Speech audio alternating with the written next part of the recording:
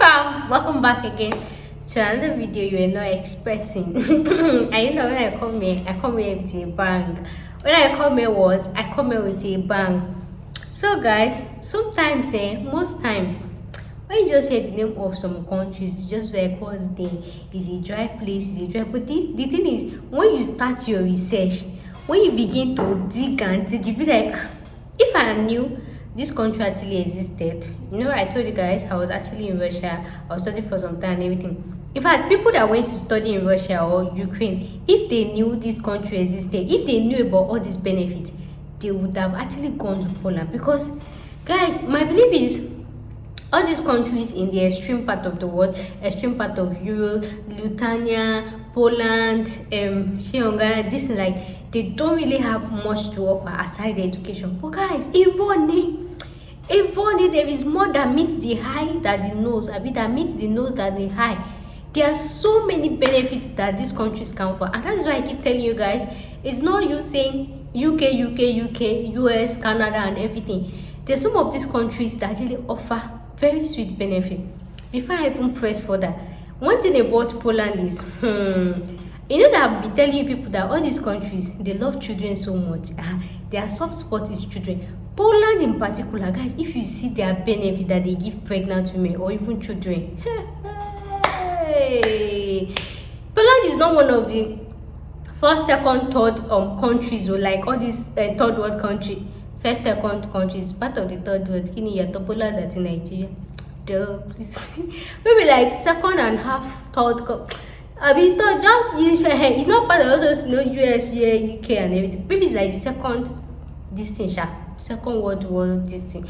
I said world war. What am I saying? Second rank. Anyhow, you understand what I'm trying to say? Like when you compare to other countries, guys, if you see the sweet benefit that they give pregnant women, UK they learn. You waiting UK they give pregnant women. As I was saying, guys, if you see you can take maternity leave, father's paternity leave, you can do parental leave and be swiping. Guys, another thing, aside paternity, maternity leave, you know that one is even this thing. Once you have your insurance as a pregnant woman, as a family, once you have your insurance, guys, medical is free.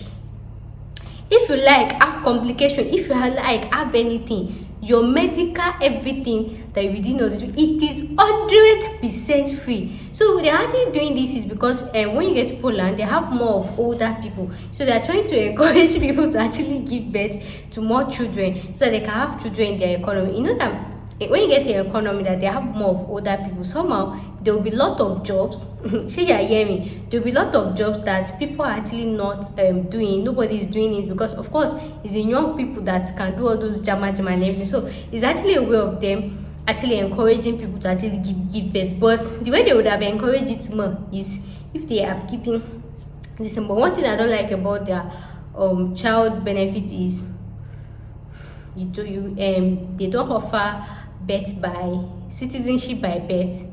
They don't offer citizenship by birth, so it's after 18 years, unless you actually get pregnant for a Polish woman. What do I say? You actually get pregnant for a Polish man, or maybe the wife or the mother is actually Polish. They call them Polish. Polish don't even know better. Polish, that would be before you actually be able to get citizenship. That's the only thing. But then you have resident permit. Then another sweet thing about this country is, guys, when you study here, whether you work here for at least 5 years, 5 consecutive years, you are liable to have your permanent residency. Can you read that? Permanent residency. And aside that, before your country will be able to give you permanent residence, that's for you to have an idea that they have a very okay economy in it. I have a video that is coming up. I'm talking about how to work in Poland, jobs you can find, like how to apply from Nigeria or how to apply this thing.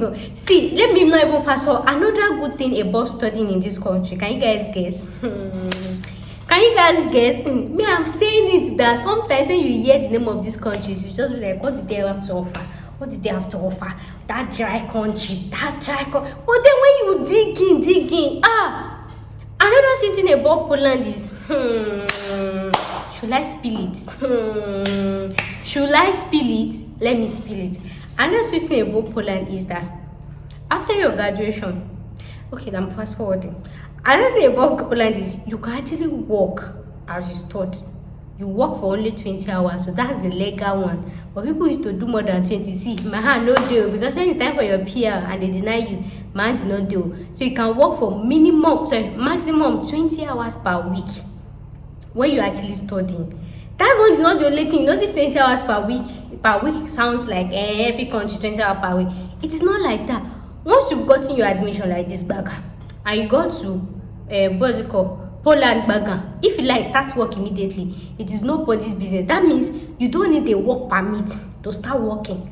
You know, some other countries, after doing this thing, they will allow you to do work permits. You have to look for work permits before you start working as a student. Like you have your study visa, you have your work permit. I hope you understand that. And you know that work permit alone, you used to take another time.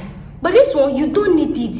Once you drop your bag and you say, university, I've come, I want to start working, you can work. But the only thing is, every month, depending on the organization, depending on the company, every month you have to be showing, every month or every week, it should be every month, you have to always collect a letter from your dean of studies or from your registrar that you show that you are still an active student, because they don't actually request for, when you actually want to work there, you don't actually need a work permit. So somehow, so that students will not actually abuse it, because if they actually catch somebody, you know, all this school, right, when you actually take student visa from Nigeria, from your own country, and you travel to Poland, and then you do not go to class, you are just going to work, and then the school notice that you're always absent. Sometimes if they are nice enough, they will even tell you, but if they are not nice enough, they will send you to the immigration and everything. And then you know that your student visa, you actually extend it every year. So when it's time for you to extend, that's when you know that you don't enter gbege.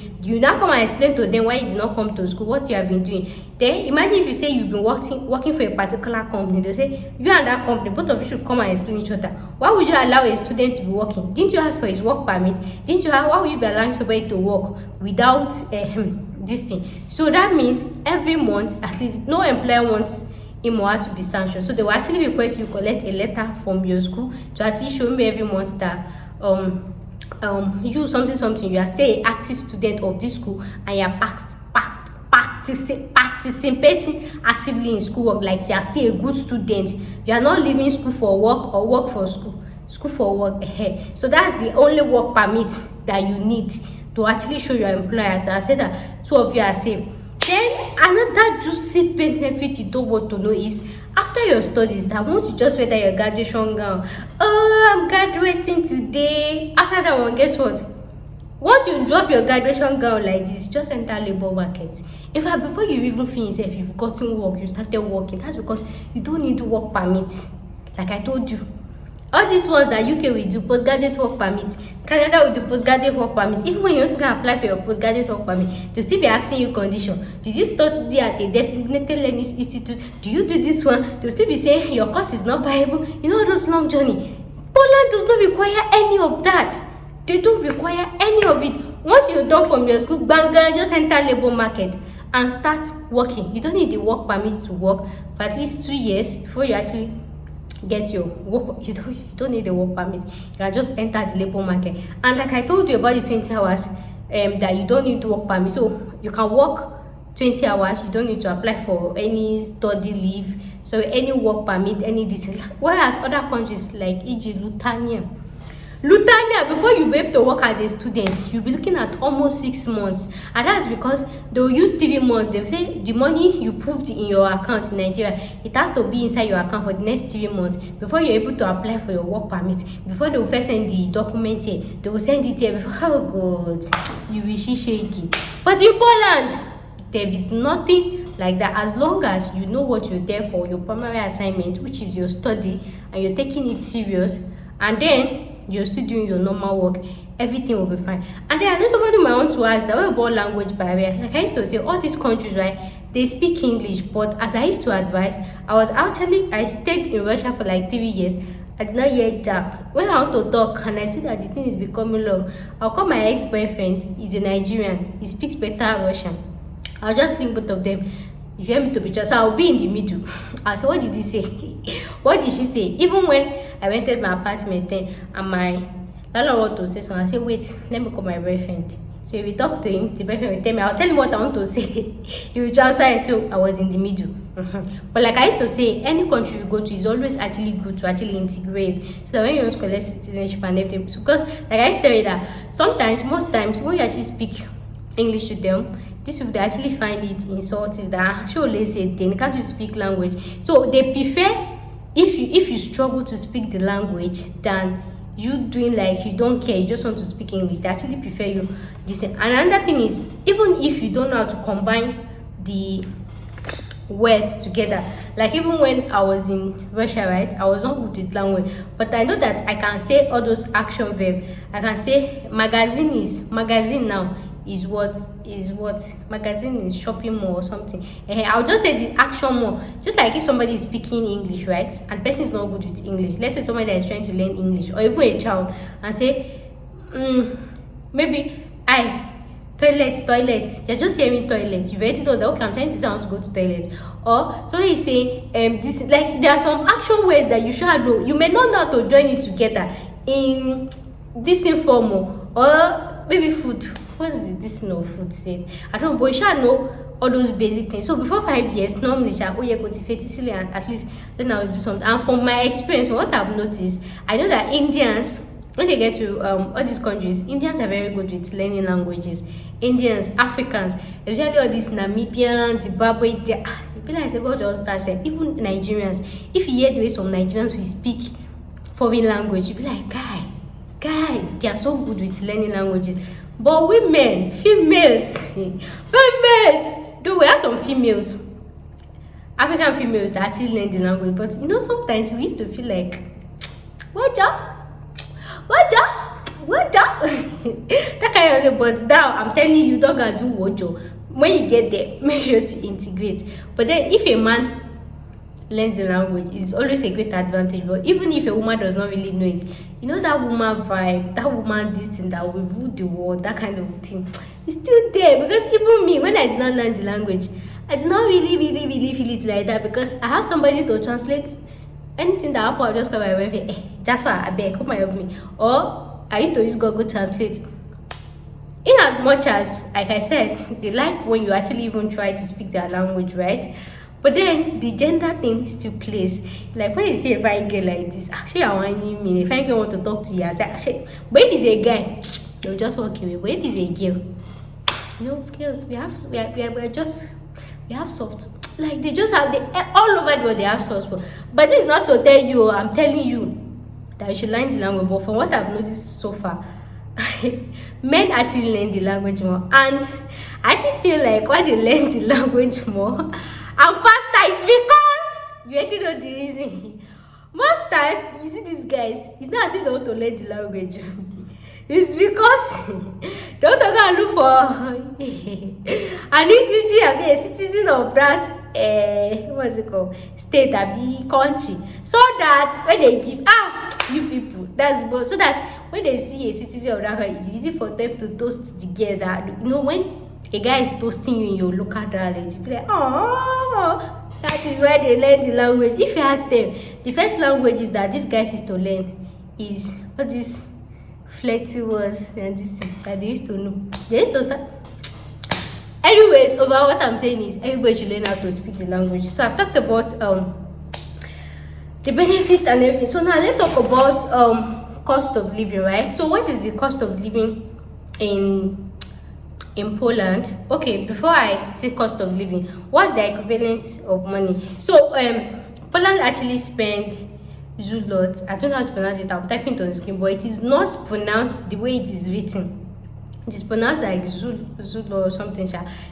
So one Zulot, 1 unit of Zulot is 94 naira, and this 94 naira is according to Google conversion rate. It's according to Google conversion rate. That's 94 according to Google conversion rate. But for those of you that are not Nigerians that are actually watching me outside Nigeria, one Poland money is $0.23. 0.23. So that's for you to know. So let's talk about cost of living. How much does it cost you to live in the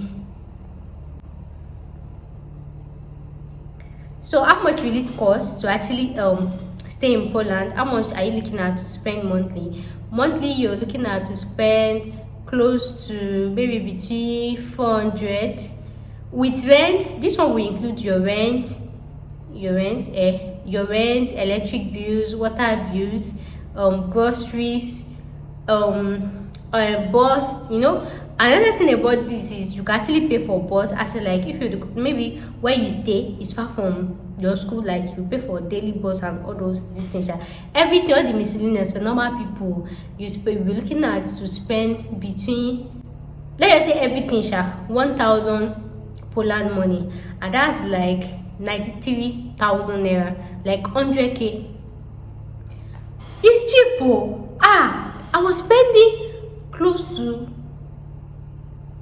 200 or 300k when I was in Russia, Crimea, Russia. My apartment alone, hey, chineke me. So cost of this thing is actually cheap. That's for normal people.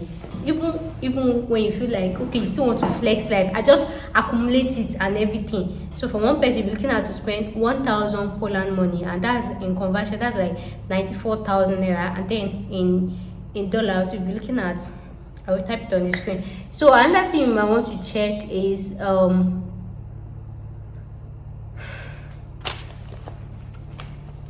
the minimum wage. Like I told you, you can actually work 20 hours per week, right? So the December 2021, their minimum wage was actually increased by 7.5%. So as a student, for now, you might have to be doing, they have two different types of jobs.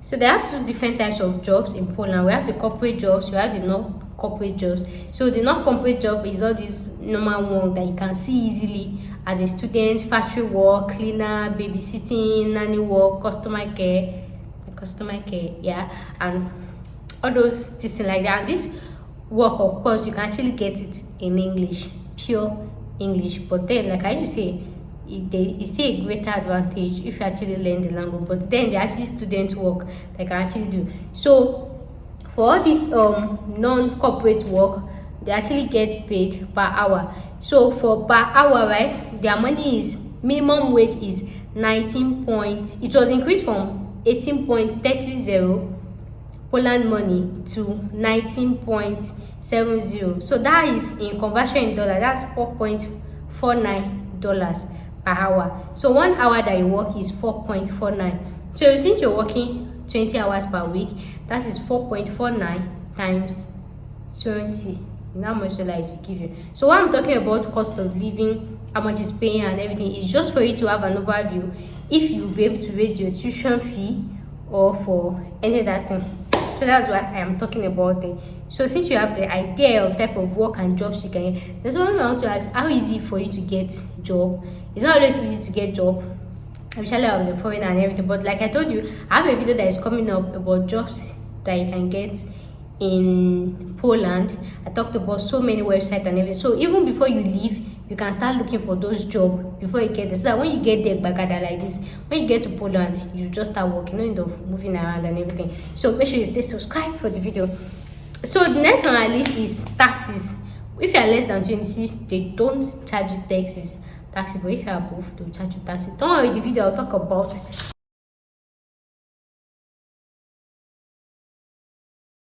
everything. So now let's talk about the process of how to apply for your admission, for everything, tuition fee and everything. So another juicy thing about applying to this Poland university is the fact that their tuition fee is actually very cheap, one of the cheapest you can actually find anywhere else. So now let's go through it. Step 1: when you've actually with all the things I've said, if you feel like you actually have interest in traveling to Poland or studying in Poland, the first thing you do is, you are putting the website on the screen. You go to www.go.poland.pl.com. then you go there to check for the school of your choice. You check for your education, you check for your qualification, you shall filter the menu search, see anyone, then you check their requirements, the one that fits you. And again, another juicy thing about studying in Poland is there's no need for IELTS. Before I even go for that, is there is 100% English university English that you speak English like the one I'm hearing, 100% English university. But like I used to say, whether you work in an English environment or you study in an English university, it is always important for you to learn any country's language that you are. It's always important for you to integrate, because somehow it serves as a means to actually open door for you. So you just go there to look for any course of your choice. You look at, don't forget to look at the medium of instruction, because some schools they can say they have biology. Their biology should be in English Polish medium. Some can be in Russian medium. So make sure you check medium of instruction to be English. Don't just assume. So you just check all the requirements. Maybe they say you submit transcripts if you are going for Y, your grade, your everything. Though, like I said, you don't need IELTS, but like I used to tell you, there are some schools that we still want to raise shoulders, like check all the requirements. After you feel that you have certified all the requirements, then your step 2, you go and legalize and authenticate your documents. I have already made a video about this. I'll be creating a playlist. I'll title it Poland, so I'll just put the link in the description box. So you will see this video, and the next video is you will see authentication and legalization of results. I did not title it Poland or this. I just gave a general topic like authentication and legalization of documents in Nigeria for visa application. So it's just for most countries in Europe, Asia, they actually request for authentication and legalization of results, and that's because Nigeria does not have, Nigerians, even Africans generally, Africans and maybe Asians, they don't have like a bilateral agreement with this country. You know, UK, you don't need legalization and authentication. Even Canada, you don't need, even US, you just submit your document. That's because UK, US, Canada, they have like party agreement, but you see all these European countries, we don't. And before I forget to say, there is no Poland embassy. Okay, I'll talk about it when I was saying it. So when anywhere you're watching me from, if you're watching me from Ghana, from Cameroon, from this, make sure you go and watch the video that I talked about. What I'm saying is, you know where to get your documents legalized. So somebody might want to ask, just for example, maybe you studied in Ghana, you're a Nigerian, but you actually studied in Ghana. Where are you to legalize your document? You legalize your document from the country of origin of that document. You cannot come and legalize the document you got in Ghana in Nigeria. You have to legalize it where you got it. That's where you go and legalize your document. So if you're a Ghanaian and you studied in Nigeria, why are you to legalize your document? That means you have to come to Nigeria and follow that video, legalize your document. It is where you got the origin of that document. That is where you legalize it. But then if you get your document for European countries, maybe for any of these EU countries, maybe from UK, from Hungary, from Russia, from any of these EU countries, you don't need to legalize your document, because European Union, they have bilateral agreement with each other. But then you can still verify with your school. But if you have many of these EU countries, you don't need to legalize your document. So after legalizing your document, that is when you now submit it, and then you actually like use it to actually apply for your documentation in the school, right? For admission process, then you submit it to the school for admission process. But there is a two-way thing. After doing the Nigerian authentication and legalization, your school might actually request you. Somehow, this is somehow similar process to Austria, but I advise you to just legalize. So before you are, in case you want to ask, before you apply for admission, make sure to authenticate and legalize your results. Matthew, stress away. Just go to watch the video. I told you where you can do it.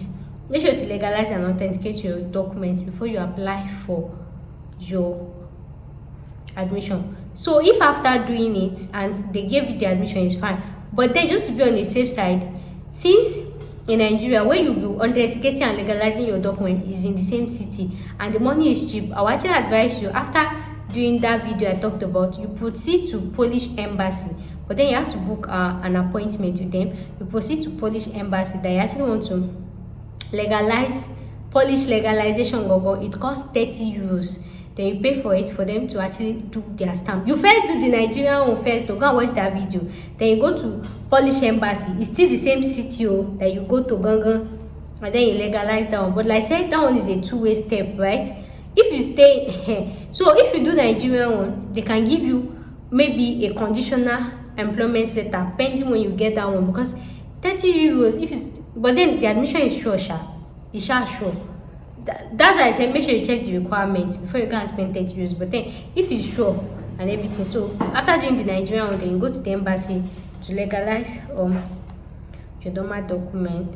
And then so the next thing is, after registering your documents, right, after getting your after authenticating and legalizing your document, you go on the school website. Most times they used to have student sign in, student login and everything. You upload your documents, you fill the form, everything sha.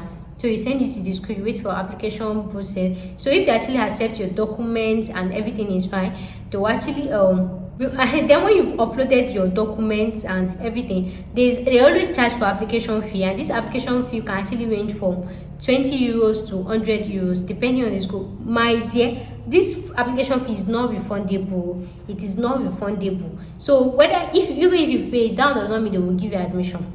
So once you pay, you have paid. So that means, that's what I'm telling you, that before you pay, make sure that you certify all the requirements so that your money is not gonna go to waste.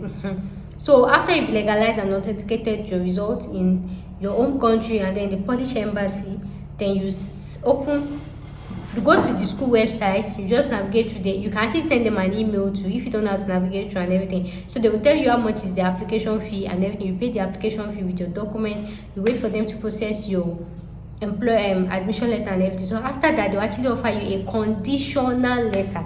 This conditional letter will have your tuition fee, your this thing. So that conditional letter, when they give you, you now take it to the bank with.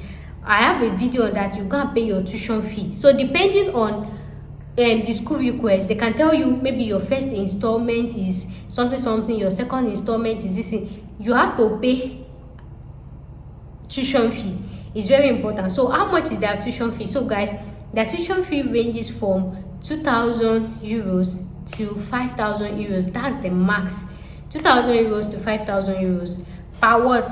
It could be per anything. It could be per semester, it could be per 1 semester, 2 semester, or 3 semester. So depending on your course, depending on your program, your own could be like maybe 2 semesters in a year, some could be like 3 semesters in a year, but the maximum per semester is 5,000 euros. So try and confirm with your school how many semesters you have, how many this. So depending on the course, depending on your degree, depending on so many things. So just imagine maybe you are the thing is, they always allow installment payment, so they can just tell you to pay $1,000, right, 1,000 euros, and like I say, you paying your tuition fees just a way of you securing your space. So if you're in Nigeria or Africa, I have a video and I'll put it in this Poland playlist I talked about the fastest bank for you to use for you to pay your tuition fee or your application fee, then process at which you can pay your tuition fee or your application fee. I'll put in the link in the description. Just click Poland, you can see everything there. So whether you are in Nigeria or you are in Africa we have almost some similar banks to each other. Just and when they give conditional letter, sometimes they used to give you like till when your admission is valid from this time to this time. So you have to make sure you get a bank that will make your payment very fast, because if they don't get your payment as fast as possible, they can actually roll you over to the next step or give another person the admission. Like I told you, like they have limited slot, not like limited stock, they have number of people they have to give the admission to. So when they give you, maybe pay your tuition fee between 1st of April to 30th of April, so or 1st of April to 15th of April, depending on when you're even applying for the admission. So if you're applying for the admission when admission just open, you have time to do whatever. But then if you have short duration, so they'll just put the time frame. So that's why I say you can watch the video to know banks that is faster for you to pay.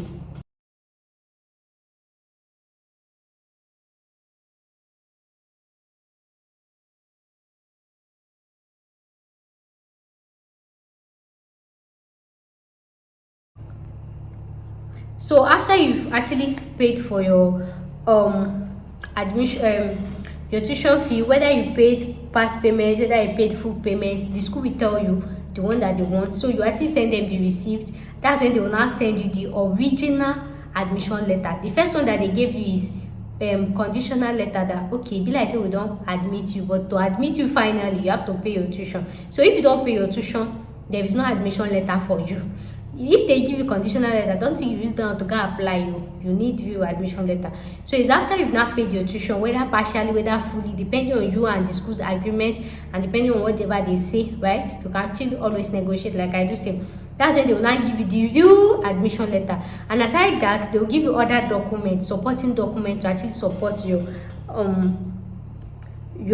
visa processing. Like they have some other documents that they have to give you, like all this letter of eligibility, letter of clinical, I don't know what they call it though, but after your admission letter they have other paper not like paper, but you know what I'm trying to say, other supporting documents that they will give you, so that when the embassy giving you this paper is a way of making the embassy take you serious, to actually fast track you. Maybe like for example, if your school is about to resume, they can say you are resuming by kinikon, they should be give you visa, that kind of thing, to actually show like this thing. So after you've gotten this, you are just one leg in Poland. So the next one, you go on the Poland embassy. I'll put in the link here on the screen. That's when you actually go. You can actually book a date. In fact, when you enter the website, everything is user friendly. Even when I enter, it's one of those websites that is really user friendly. So you just navigate through.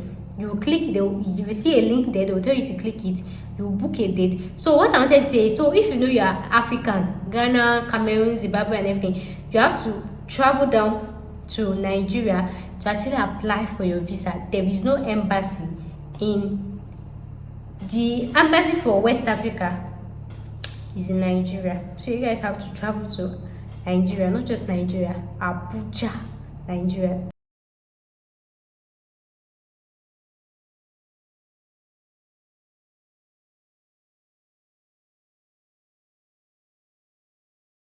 That is the only place the Polish embassy is found, or yeah, is found. So you just go on the website, you book a date to submit your documents, and so you just schedule your this thing. When you get there, you submit your documents, and when you get there, you go with your document, then you go for interview. They'll ask you questions, but somehow there might be a little trick to this. In case you get your visa denied, like if they say they are not giving you visa and everything, so you can actually reapply after 14 days. But make sure, the common reason why they used to bounce people is because of insurance, proof of fund, and then maybe incomplete admission documentation, or probably if you don't pay your tuition fee.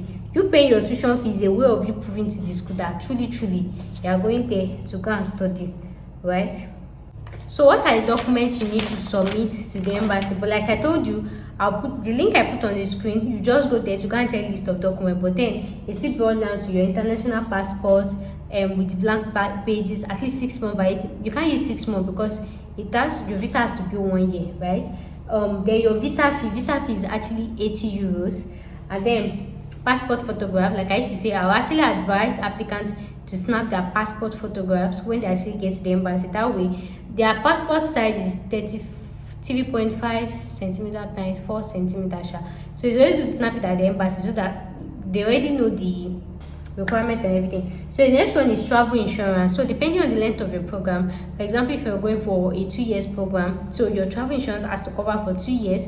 If you're going for a 3 years program, it has to cover for 3 years. So if you're going for a 1 year program, per year travel insurance in Nigeria is between 30,000 naira to 40,000 naira. But there are actually some companies that they will give you if you are doing maybe 2 years or 3 years for cheaper money. Like maybe like Alliance gives like 2 years travel insurance for 50,000 naira, right? So something about insurance is the longer years you pay by, the somehow shorter, the more cheaper it actually looks like, right? Depending. So if you're buying for 2 years in Alliance, you can pay like 50k for 2 years. But then if you're buying for 1 year, you might have to pay 30k for it. But then just budget like 1 year. Each year, 30k to 40k. So if you're buying for 3 years, you pay like 120k. But like I told you, the more the years you buy, the lesser it will become. And mind you, don't buy from anyhow insurance, even if you are not from Nigeria, because the thing is when you submit your documents and they are not familiar with the documents they are seeing, to be like, where is it from? So that one will make so it's always better to go with these popular companies, Alliance and Heiko. those two, even regardless of any embassy you're going to submit to, those two are the most popular. So when you buy from them, it's easy for them. Oh, ICO, oh, it's very easy. Then you should go and buy from one company. You say, where is this company? EBT, my parent, they say, you this gay. So it's always good. Go with the one that the embassy know about. Then another thing is, before you finish your admission and everything, the school might actually request you to do some medical examinations, just to show that you are fit. And again, depending on your course, just to show that you are fit. So you can just go to the hospital to actually do all these general medical tests, blood pressure, this one, that one, all those general medical tests, and then your doctor writes letter that this girl is fit for study, is fit for just normal. I think they used to do it for like 5,000 naira, just any hospital. But me, you know that me, I used to advise general hospital, so they will not say you fake the result. So just go to any general hospital, tell them you want to do general medical tests, and the doctor should write letter to issue that you are fit for everything. So make sure to add it to your document. Sure.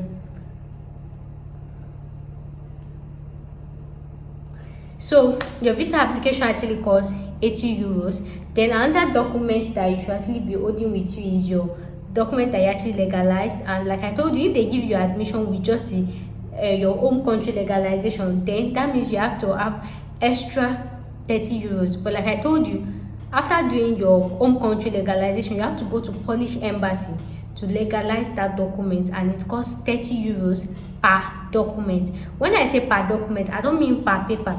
For example, if you are legalizing your transcripts and your WAEC result, so that means you're spending just 60 euros. This is your transcript. Your transcript is one document. Your WAEC result is one document. So one document, regardless of the number of pages, one document, one document. I hope you understand that. Then your visa application is 80 euros. So even these 30 euros and the 80 euros, I really do not know, but the visa application fee, it has to be paid in euros. Some countries used to say you pay in naira, but this one you have to pay in euros. So either you change your money before you get to the embassy, or when you get to the embassy you buy it, but you already know it's going to be expensive. So just make sure you hold your 80 euros, real life euros. They don't accept naira, they don't accept CDs, they don't accept card. It has to be paid in what? Cash, 80 euros. And then for your translation, your legalization of document, you hold your 30 euros. If they don't collect it, it's better you keep it in your pocket and keep it for your traveling, because if they, I did not confirm, but mostly they usually collect cash.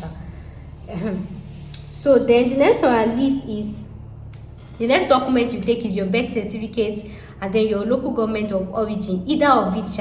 So this one is to show your country of origin, whether you're from Nigeria, whether you're from Ghana, and every other thing. The next document you take is your marriage certificate. Please, if you know you're married, declare to them that you are married. There's no point lying, because if you feel single in your visa application form, that means when you get there, you cannot invite your spouse over. So if you are single to the embassy, you are single forever. So if you are married, and even if you are not married and you have children, declare it in your visa application form. You will forget, but the embassy does not forget. So declare it. So go with your marriage certificate, your this, and then somebody might want to ask, can you go with your dependent? Yes, you can go with your dependent, but you need to know that money go. So the next on our list is police character. This thing, almost everything you have to do police character. So this police character as well, you can do it in Abuja. Everything is mostly in Abuja. So if you are coming from Ghana or any of this country, you do your police character from your own country. The other document you need is your educational document, your WAEC result if you're going for BSc. Then if you're going for masters, your BSc certificate, your BSc transcripts. If you're going for PhD, your masters, this thing, like I've explained. Of course, all those documents, those are the documents you're going to legalize or authenticate. I've told you about when you see the video, right? Then the next document to actually submit is proof of accommodation. So the school actually have hostel. Of course, it will be cheaper, right? And then you can decide to opt for your own. So if you are trying to manage money, you might actually opt for the student accommodation, which is always cheaper. Sometimes they can pay up to maybe 1 year like this. It can be maybe 500 euros or 250 euros, depending on the school, depending on so many things. So if you know you are trying to manage one, you can stay in the school hostel. But then if you know that you're big like us, you stay in the apartment. That's why I made mention of cost of living. Then another thing that we have to talk about is one you all have been waiting for is proof of fund. So how much is needed? There's actually a discrepancy with this proof of fund. According to what is actually on their website, if you're going as a single person, right, you need 2,500 Poland money. Either you're going as a single person or as a family, you need 2,500 Poland money. Stay there. Then if you're going as a single person, you need 776 times 12 1 year, right? That means the embassy expects you to spend 776 Poland money times 12 months in a year. Whereas if you are going as a family, you need 600, aside the 2,500, 600 per each family member. So if you are going with your wife, your husband, and your child, so that means you put 600, your husband will put 600, your child will put 600, then times 12. Then plus this 252 is times the three of you. So if you are going as a family, right, your own will be 2,500 times 600, 2,500 times 600, 2,500 times 600 times 12, 2,500 times 600 times 12, 2,500 times 600 times 12. So anything you do, family owned, there is no reduction. 2,500 for return tickets, right? And then 600 for, you are not booking the flight though, it's just like the proof of fund that you have money to come back. Then for single person, that you are not married, you are not going with dependents and everything. This one does not mean that if you are married and you are traveling alone, and you tell the embassy you are traveling alone, you are still a single person. So they will charge you for a single person, not a married person. Don't go and because of that go and lie. Do you understand that? So if you're a single person, I've already explained, then you multiply it by 12. That's a very small amount of money. And that's a small amount of money for proof of fund. But according to research, there has been speculations that that's 2 million naira. This amount of money that I told you guys is the minimum that should be. Minimum, like that's where you should start from. So there has been speculations that the embassy is actually rejecting bank statement that is 2 million naira. So somehow you have to start from like 8 million, maybe like 5, 6, 7, 8 million. You have to have enough proof of fund, maybe like times 3 or times 4 or times this thing. That's what I heard though. So it's always better. Don't just go and put 2 million inside your account and think it that way. So for this proof of fund, what are the ways you can actually prove it? There are so many ways, but I will actually advise, and somebody want to ask, how long should this money be in your account? Any money, whether 12 months, whether consistent, whether consecutive, anyway. But somehow I will actually advise credit card than bank statement. So this one, there are actually two banks that actually do this credit cards in Nigeria. That's First Bank and GTB. So First Bank, you actually apply for their Visa Code card, and then GTB too.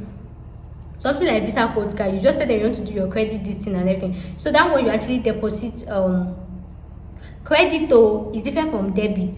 Credit, so you actually deposit the amount of money, maybe like this 10 million naira that I talked about, or 80 million naira in dollars into the account. Then you print out the statement, then you collect the normal statement from the bank, then you attach it to everything. Somehow it makes the application faster and more viable. That okay, this thing. Then another thing is, can you get another one is if your parents want to sponsor you, you need their bank statement from your parents, letter of sponsorship from your parents, letter of affidavit that na them born you true. Then which other thing? Company ID where your dad is working or your mom, the ID card of our workplace. Then and about the letter should be writing. She will say, okay, the letter your parents should be writing. They will say, okay, I am the mother of something. I work in something. I earn something. So I'm able to raise her something. Let her specify that amount she earned must reflect in the letter, and now she's going to pay your parents. So someone wants to ask, can your uncle sponsor you? Yes, your uncle can sponsor you, but most times it's always better for the uncle to send the money to your account, or you make use of this credit card that I've explained, because sometimes it's always nuclear family that can sponsor, because they see extended as they wine us, that kind of thing. But then regardless, you might have somebody in Poland that wants to sponsor you, or normal anything that wants to sponsor, so that person has to write letter of explanation how you are related together, right? And then the person has to send their bank statement to you, or send the money to you, and the person has to send their work ID, proof that where they are getting the money from that is not illegal.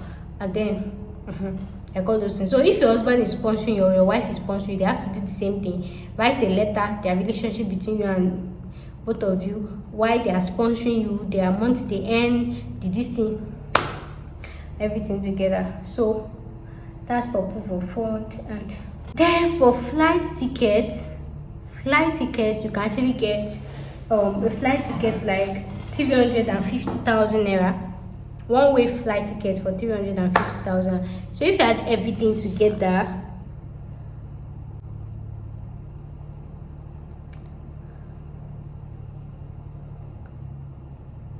that's almost like 2.4 million naira.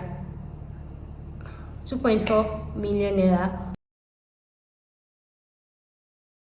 with your tuition, with your this thing, with your everything. So calculate it, anyone that you feel. So from that, bring us today. So these are just the limited documents. Like I've told you, I've given you the website where you go for the embassy to go and check the list. So make sure to check there. They are for business card, they are for so many these things, to go and see any extra document. Like I used to tell you, the what's it called? The embassy, this thing is not stagnant. They change rules every single time. So before you go, always make sure to check their updated requirements. So when you go there, you see for student visa, you see all the requirements that is there. Make sure that you have a checklist to check everything. So guys, I wish you all the best. Have a safe flight to Poland. So guys, thanks for watching today's video, and I'll see you in my next video. Thanks for watching. Bye.